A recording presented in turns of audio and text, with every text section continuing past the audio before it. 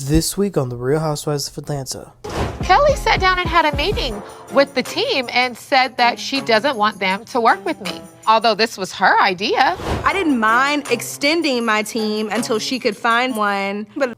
Yo, what is up, everybody? Welcome back. Today we're going to be talking about the new episode of The Real Housewives of Atlanta, Season 16, Episode 15. Let's get right into it.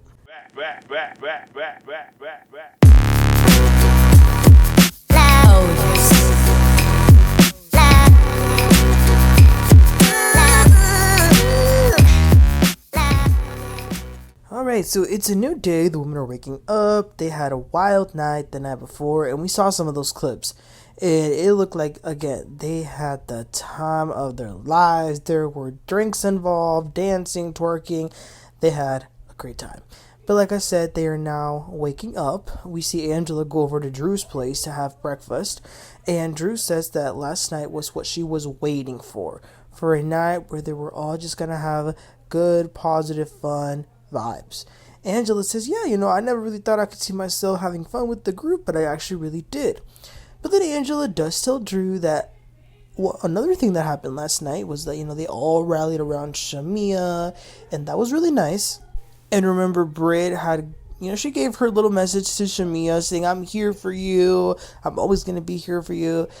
So Angela's talking about that specific moment, and she says that when she turned to look at Drew's face, she damn near lost it in laughter, seeing Drew's face.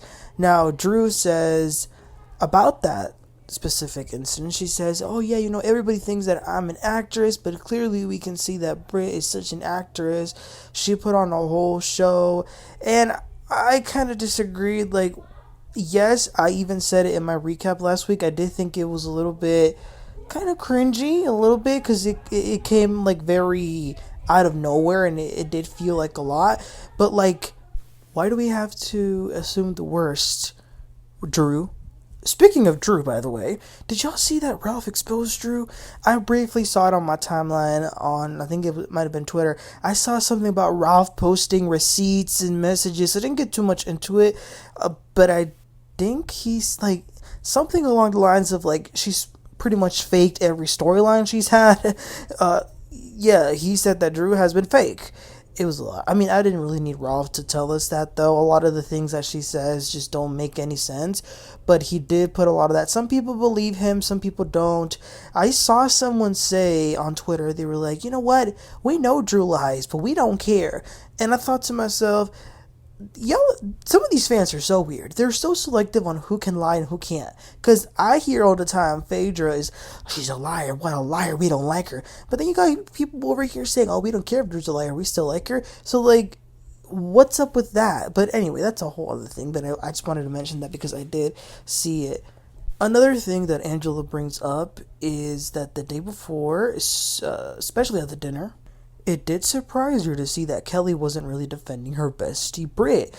It also seemed like she didn't care that they were coming at Brit. And that is true. But they showed a flashback. It is very clear.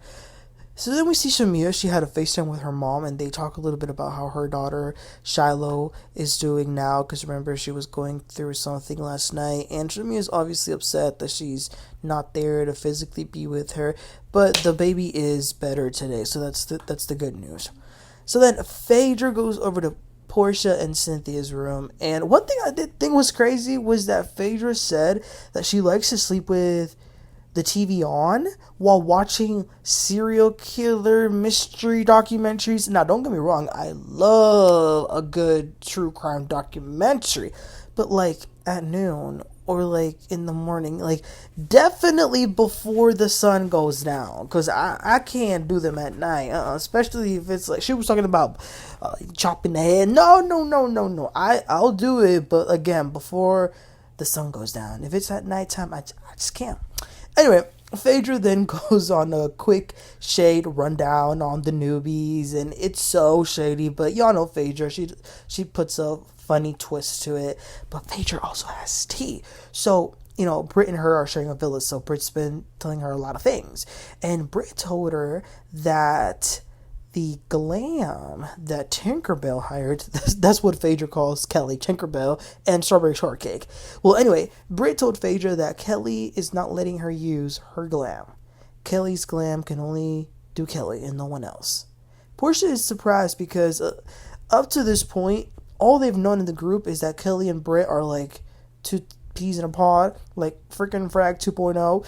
But now hearing this on top of last night's dinner, things seem off. Because at the end of the day, at that dinner, not only did Kelly not defend Britt, that's one thing, but Kelly also called out Britt on her lack of charity. But listen, there was other shade that was thrown, and they were just talking about so many different things, and this scene was just hilarious. I mean, Phaedra was talking about some Cynthia's, something about her tit, and Angela looks like a math teacher. I think a lot of it is the fact that these three do give us nostalgia. They're the only ones from the golden era of Atlanta still here. So yeah, that was funny. Okay, so Britt goes over to Kelly's room. And she's, hey, how are you?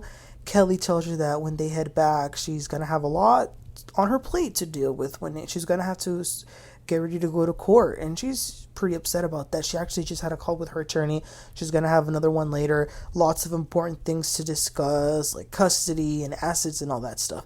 Kelly then asks Britt, how did she feel last night? Britt is... I gotta say, I give it up to her for not, beating around the bush or not being truthful. She was up front and she said, I feel mixed emotions. I felt a different energy. I think the part that was so weird is that we've always been good, but y'all started talking about donations at the table, and like, I don't want you to act like I'm a cheap bitch, because when I even asked you what was a good amount to donate, Kelly then begins to be the spokesperson of Shamea, and she's like, well, I think that Shamea just wanted you to show up more because at your event you did brag about you and your team all getting plastic surgery, so we think you have a bigger purpose in life and we want you to show up and be an example. And Britt says, okay. Oh, that's okay. But I do feel like you also just need to be Kelly. Like, sometimes I feel like you use all your team, like your entire team. You have your makeup, security, this whole entourage. You use it as like a shield. Okay, now here's the thing, y'all.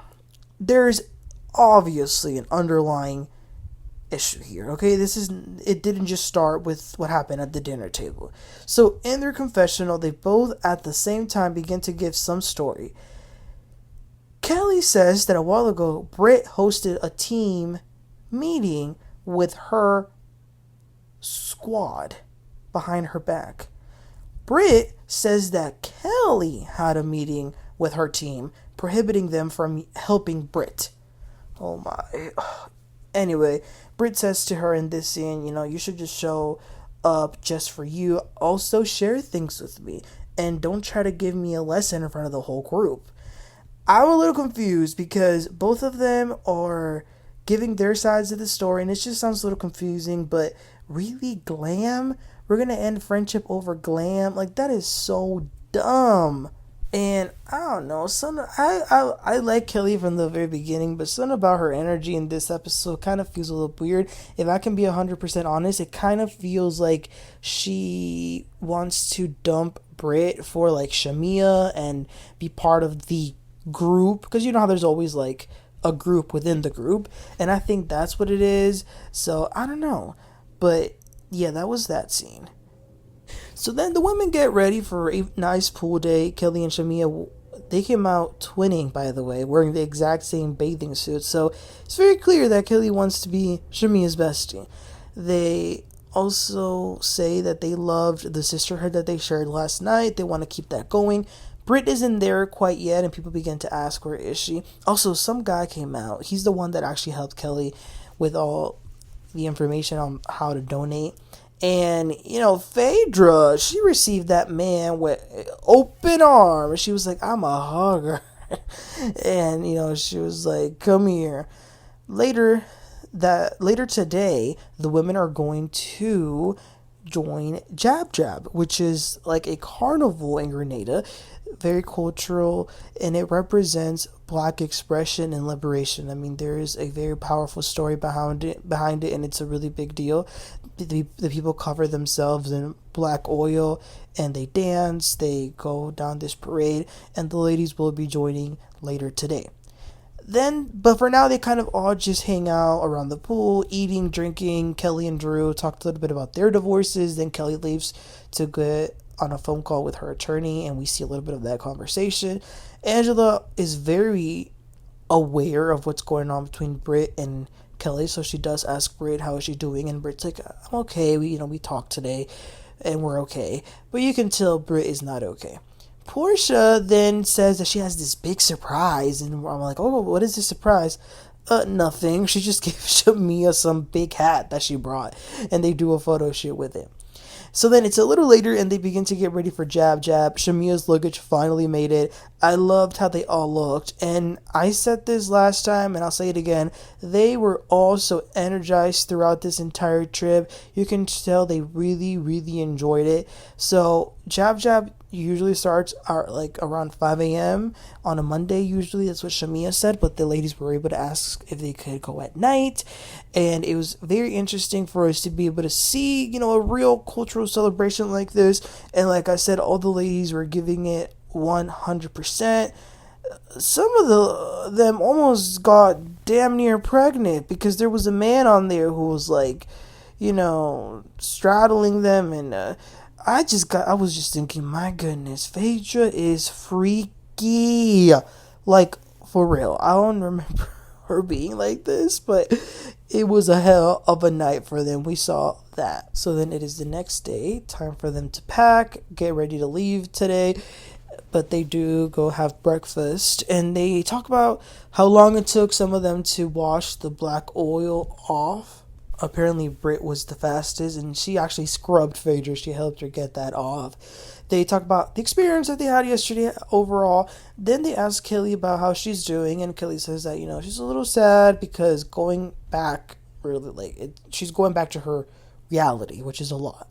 But then she says that her crystal that she carries with her actually fell and broke in half, and then she looked up what is the meaning of that, and apparently it represents that something is about to end. So she believes that this is a sign that her toxic situation will end soon, and she thinks it would be a great idea to throw the crystal into the ocean, and they all kind of join her, and that's where we get like this trailer, I guess you could say, of what's about to happen in this next 72 hours, because the trip ended wonderfully, but in the next 2 to 3 days is going to get chaotic.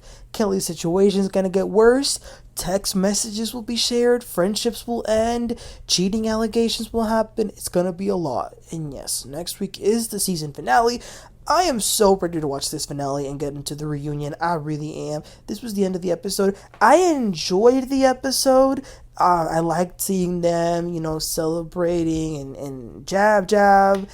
But there really wasn't too much of moving the story along. Like, that's why I'm like, they could have just gone ahead and just show us some of the jab celebration and get into that finale. We want to see it. We want to get to the reunion, and I really want to see what made Britt not go to the reunion, because based on what I've seen so far in these past 2 episodes, where it's clear that Shamea came for her, Porsha came for her kind of, and Kelli came for her, Britt seemed to do a pretty good job defending herself. So I want to know what was so bad that she didn't want to go to the reunion to defend her name.